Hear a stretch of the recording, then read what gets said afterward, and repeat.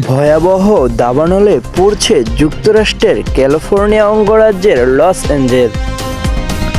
এক সপ্তাহের বেশি সময় ধরে চলমান ধ্বংসাত্মক এই দাবানলে এখন পর্যন্ত ২৭ জনের মৃত্যু হয়েছে।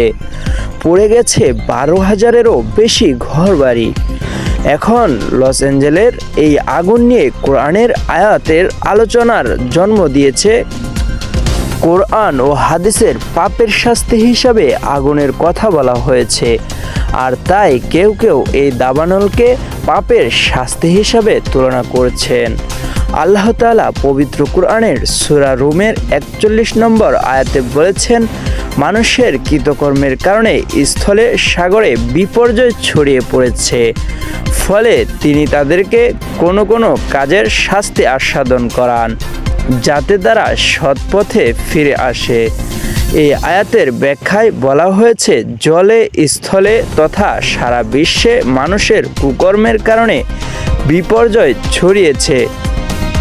দুর্ভিক্ষ, মহামারী, পুড়ে যাওয়া, পানিতে নিমজ্জিত হওয়া, বরকত উঠে যাওয়া এবং উপকারী বস্তু থেকে উপকার কমে যাওয়া, ক্ষতি হওয়া, এ ধরনের আপদ বিপদ হিসাবে বোঝানো হয়েছে।